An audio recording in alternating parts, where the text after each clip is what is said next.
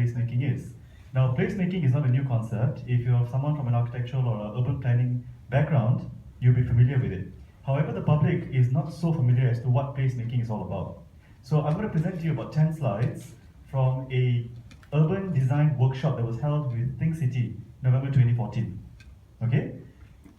Now, as I mentioned earlier, this is going to be a very informal... Who's laughing? I didn't make a joke yet. Okay. It's going to be a very informal gathering, and we appreciate the fact that all of you are here. A couple of things though before we start, more than anything else, those little devices you have in your phone, you know, your phones, your iPads, your Samsung, your Sony and all that, please set them either on silent or on vibrate. Okay? Have you done it? You sure?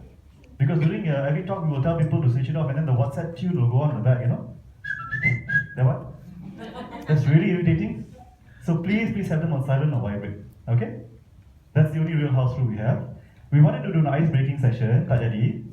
But I would like you to just look at the person on the left or the right and just say, hello, my name is so-and-so. And I'm just so absolutely thrilled to see you. You've made my life complete. I can't imagine my life without you now. Say things like that to your left and to your right, okay? I just can't imagine my life without you, Ryan. Okay? For those people who are sitting alone, don't despair. You can always do it later. Okay? So, ladies and gentlemen, just like in school, I'm going to ask all the people who are sitting at the back to please come in front.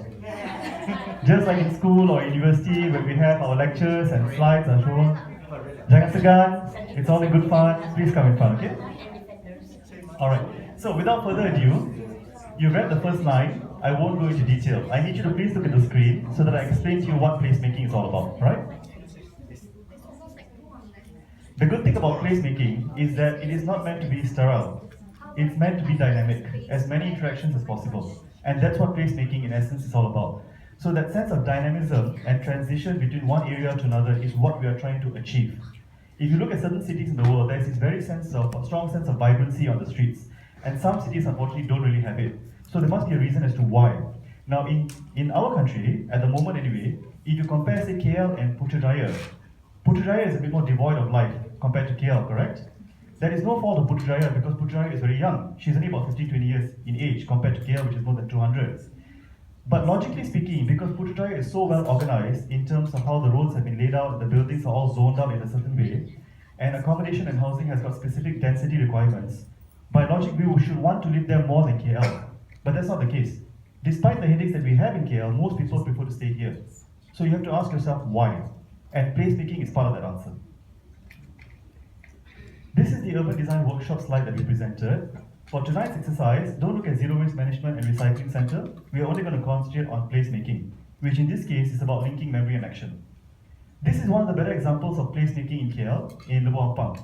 Some of you might remember it as a bus stop, a very badly run bus stop many years ago, before Think City came in and worked with DBKL to convert it into a plaza.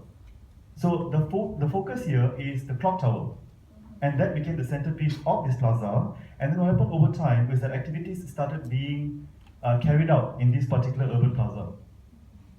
Oh, suddenly got very romantic.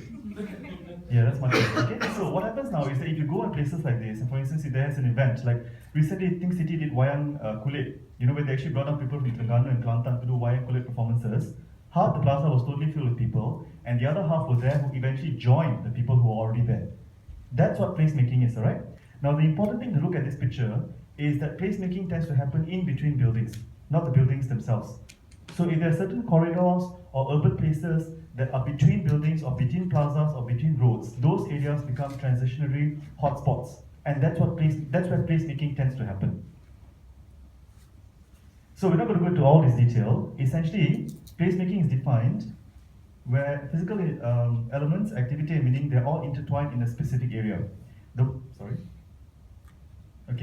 one thing you must understand about placemaking is that it is not design per se, it is an organic generation of planning. So in order for placemaking to happen, certain things have to be in place first before that organic development can happen.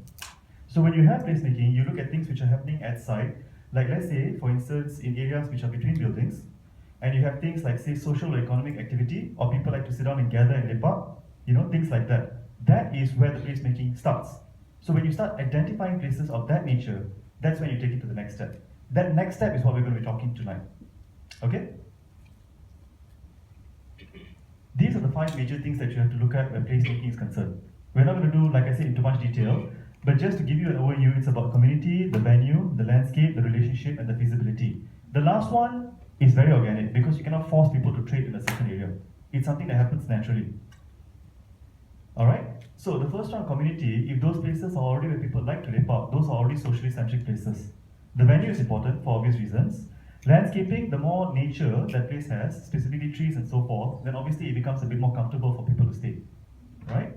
There's actually a word for that, biophilia, which means that the green that you see around you is not just good for you, it brings out the good in you. People tend to be kinder and more compassionate when you're in parks and plazas rather than places where it's just a lot of hard concrete and roads and things like that. That's just human nature, okay? We are hardwired to appreciate nature that way. So this is a good example, just one for tonight. In Korea, this is actually a stream, a river, Changachong, right in the middle of town. It used to be an elevated highway. That's automatic, I'm not doing that. It used to be an elevated highway, it was demolished, and the river that was originally in Korea itself, that was part of the Han River, which is basically their Sungai Klang, but much nicer. Okay, I know I've been there 7, 8 times, trust me, okay? Even during the day, on a normal weekday, say about 2, 3 in the afternoon, you can see things like this happening. You know, parents will bring their children, having lunch downstairs from the working spaces upstairs. So Changachong Stream is a fantastic example of what placemaking is all about on a grand scale. So we have our own River of Life project that is supposed to mimic some of this. And I think it's possible, depending on the final result, it's quite possible to have that. So when you have placemaking, essentially what happened was there was a natural river. It was rehabilitated because unfortunately it was very polluted during the 70s and 80s when Korea was going through a transitionary economic growth period. Things are much better now. I mean, they're still hardworking and all that, but things are much better now. Oh yes, it's just non-stop. If you go to Myeongdong, which is like the central market, until even on Sunday morning, until Tuesday morning, 1 o'clock, people are still there shopping and all that. Okay? 안녕하세요. You tend to learn a lot of that when you're there. And what happens is, even during the day, as I mentioned, lunchtime, parents will tell someone to bring their kids and say 3 o'clock on a Monday afternoon or 1 o'clock on a Tuesday afternoon to have lunch there, and they spend time with the children. So the river now has become a place for people to meet. They enjoy being there, there's artwork going on, occasionally somebody will selling something, things like that. That's what we're looking at. That spirit of something happening within an urban context. And that's what generally placemaking is about. Okay? If you have any questions, don't be shy. Don't ask me. Yeah. Can ask the speakers. No, I'm kidding. So what's your question? Okay, basically, who's running the total project? In Changachong, you mean? Yeah. Is The it government. The government itself. Oh, that's great. Yeah, the government takes care of everything. What happened was the mayor was a bit of a design nut. Yeah. The previous mayor was only concerned about economic activity, which you cannot blame him because that was the time period that Korea was in at the time. The only concern was economic drive, at the expense of everything else.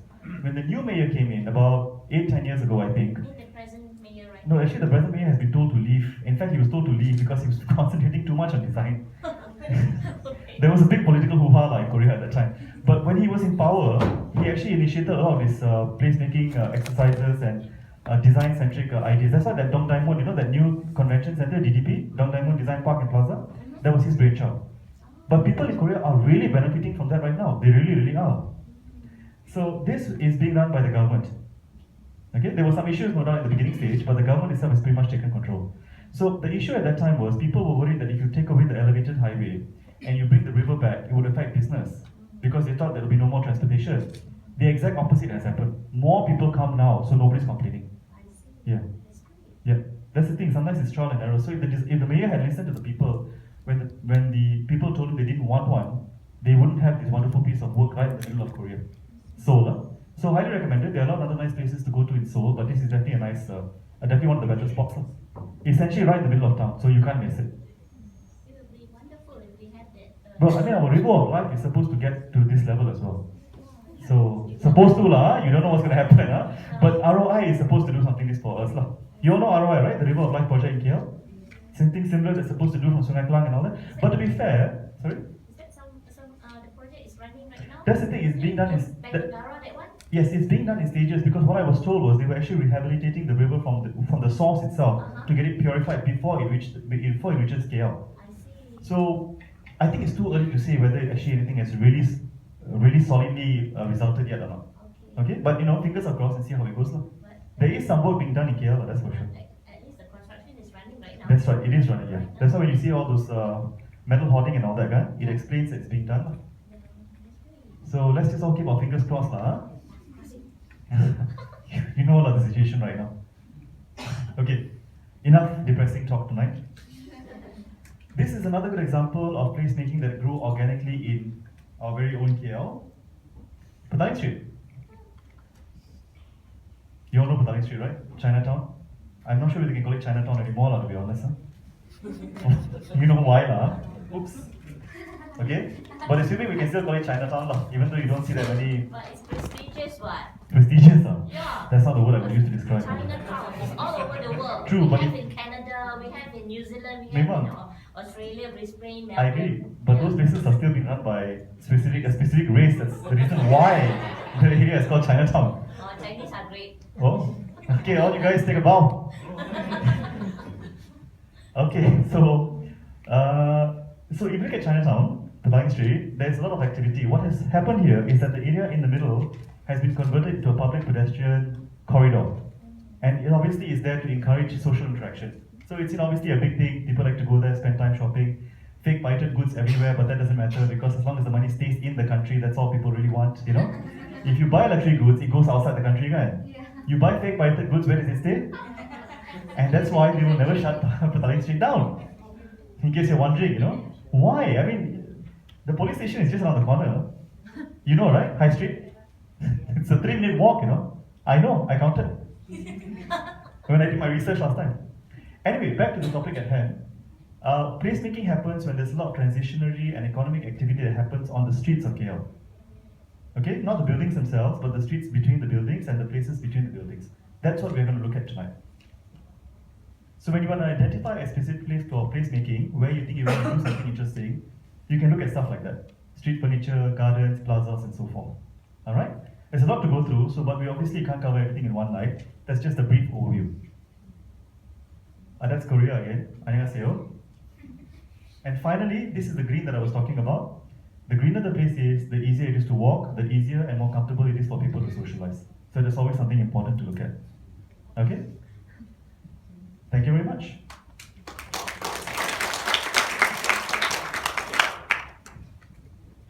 So, ladies and gentlemen, I'd like to introduce our first speaker for the night.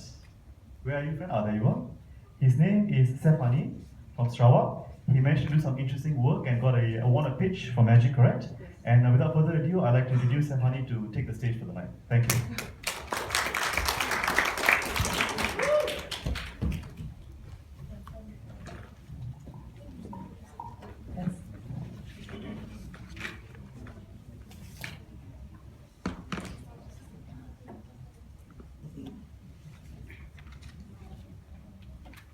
Hello everyone. Assalamualaikum and good night.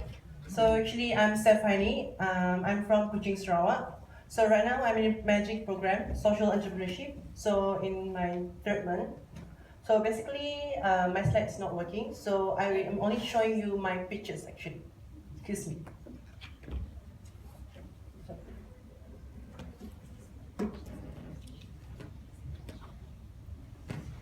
So tonight's title is placemaking.